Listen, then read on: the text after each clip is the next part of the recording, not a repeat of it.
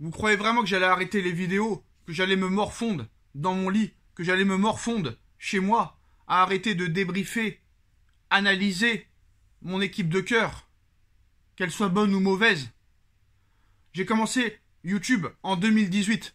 Pendant un an, j'ai galéré de septembre 2018 à mai 2019, où je n'arrivais pas à atteindre un quota de vues ou d'abonnés. Je suis resté bloqué entre 100 et 500 abonnés pendant ma première année YouTube.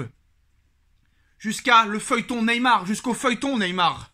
Ou au mois de juin 2019, au début du mercato, toute la presse mondiale, le monde entier, annonce que Neymar Junior da Silva va quitter le Paris Saint-Germain pour le FC Barcelone, qui va quitter le PSG pour retourner dans son club de cœur, le FC Barcelone. Mais moi, 3 mois avant la fin du mercato, j'ai annoncé que Neymar ne quitterait pas le Paris Saint-Germain, que Neymar allait rester au Paris Saint-Germain, contre la presse espagnole, allemande, anglaise, française, norvégienne, italienne. Je l'ai annoncé, j'étais le seul à l'annoncer en 2019, 3 mois avant la fin du mercato, que Neymar da Silva Junior allait rester au Paris Saint-Germain.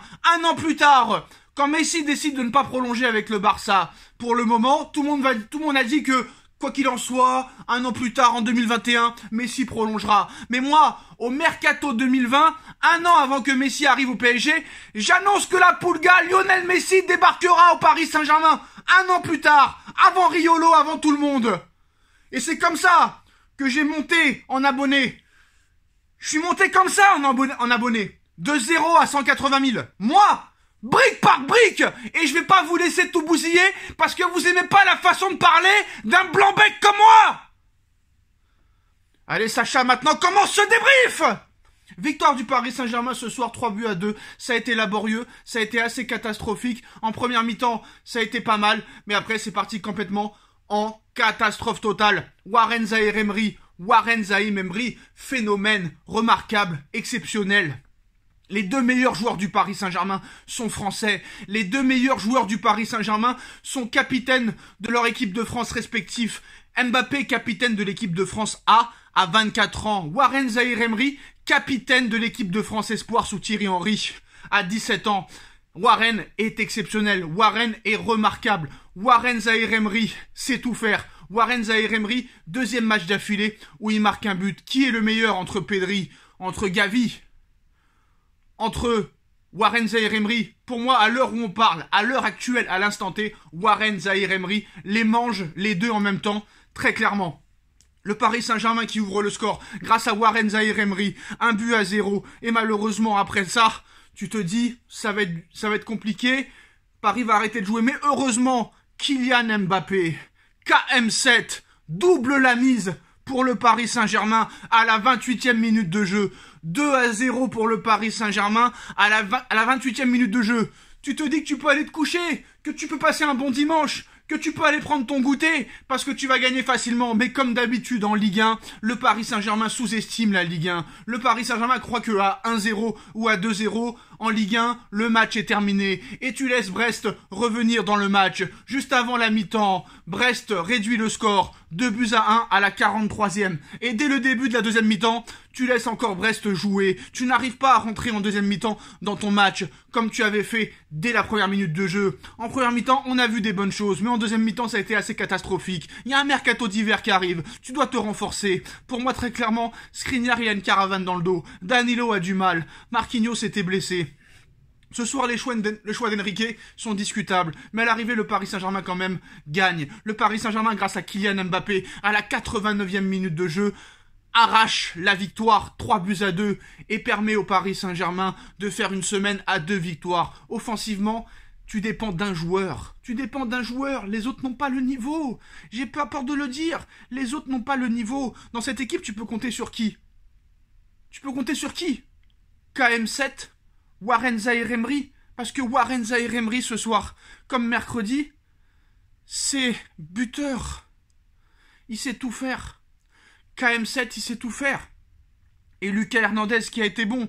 C'est seulement là, sur ces 3 joueurs-là. c'est sur ces 3 joueurs-là que tu peux compter. Lucas Hernandez a été exceptionnel, KM7 a été exceptionnel, Monsieur Warren Zaïre-Emery a été exceptionnel, mais les choix de Luis Enrique le sont pas. Luis Enrique a un petit problème, c'est que Luis Enrique croit qu'en Ligue 1, tu mènes 1-0, ça y est, c'est fini, t'as gagné le match. Mais c'est pas comme ça. Quoi qu'il en soit, victoire très importante ce soir, victoire à 3 points. Le Paris Saint-Germain a fait des très bonnes choses en première mi-temps, mais malheureusement, le PSG a complètement loupé, raté sa deuxième mi-temps, qui est très décevante.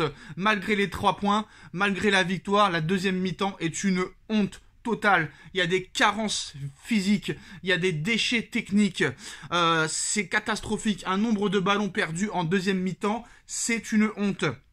Il y a des grosses difficultés, d'énormes difficultés au niveau de la défense. Il y a un mercato d'hiver qui arrive le 1er janvier 2024. Il va falloir se renforcer défensivement. Il va falloir se renforcer au milieu de terrain. Parce que quand Ugarte n'est pas titulaire, quand Vitinha n'est pas titulaire, tu as des gros problèmes. Même si ce soir, même sans eux, tu dois gagner quand même 2, 3, 4, 5-0 et tu les laisses rentrer dans le match, tu les laisses revenir, tu les laisses espérer, et à l'arrivée, t'as failli faire match nul contre Brest, mais heureusement, grâce à KM7, tu remportes ce match, semaine à 2 victoires, doublé de Kylian Mbappé, Warren Zaïre-Emery, encore buteur. Donc voilà, très clairement, je suis content de la victoire, je suis content de la première mi-temps, je suis content des prestations de Warren Zaïre-Emery et de Kylian Mbappé. Moi, je pense que Warren Zaïre-Emery est peut-être le meilleur milieu de terrain du monde derrière Bellingham à l'heure actuelle. J'ai pas peur de le dire. Je sais que vous allez être choqués, que vous allez pas en croire vos oreilles, que vous allez pas en croire vos yeux. Mais Warren Zaïre-Emery, à l'heure où on parle, fait partie du top 5 des meilleurs milieux de terrain au monde. À 17 ans, c'est totalement incroyable. Donc maintenant, victoire à 3 points. Heureusement que ce match est terminé. Maintenant, il est derrière nous. C'est passé. Mais maintenant, il va falloir continuer sur ce chemin-là. Parce qu'à l'arrivée, on n'est toujours pas tranquille en Ligue 1, loin de là. Il y a 3 gros matchs en Ligue des Champions qui arrivent. Tu es toujours deuxième derrière Nice. Il y a Monaco qui peut te passer devant. Il y a un match très important contre Reims qui arrive. Donc voilà, calendrier assez difficile. Il va falloir rester très concentré. Aussi, on va parler aussi des joueurs qui n'ont pas été titulaires. Très clairement, on va en parler un petit peu. Ousmane Dembélé, qui ne marquera jamais un but avec le Paris Saint-Germain. Je le dis, je le répète, et je parie avec qui vous voulez que Ousmane Dembélé au Paris Saint-Germain, sa carrière se finira à 0 but. 0 but. Ousmane Dembélé n'apporte strictement rien dans cette équipe. J'ai pas peur de le dire. Heureusement pour lui, il n'y a pas mieux pour le moment. Mais moi, un mec comme Bradley Barcola, aujourd'hui, il a été utile. Il est passeur décisif aujourd'hui. Bradley, il fait des choses que Dembélé ne fait pas. Ousmane Dembélé est surprotégé. Ousmane Dembélé est le chouchou des coachs. Mais on ne sait pas pourquoi. C'est une honte en tant qu'attaquant que Ousmane Dembélé soit à 0 but en 12 matchs. C'est un scandale. Imagine que KM7 aurait les stats de Dembélé. Mais il serait insulté, fracassé, humilié, menacé. Déjà que quand Mbappé fait un match sans marquer, c'est une honte nationale et mondiale. Mais lui, Dembélé, il a tous les droits. Dembélé ne marquera jamais aucun but avec le Paris Saint-Germain, j'ai pas peur de le dire. Je le dis et je le répète très clairement. Ramos et Kolo Muani, certes, ils ont déjà marqué avec le PSG, mais je sais pas, vraiment.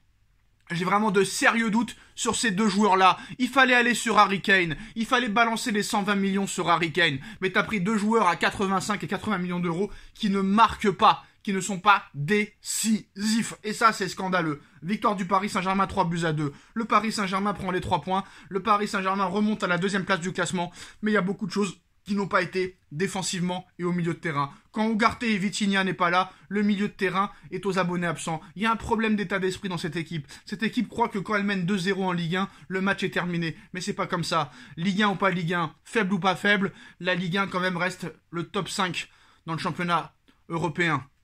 Il y a des très bons résultats en Coupe d'Europe depuis cette saison.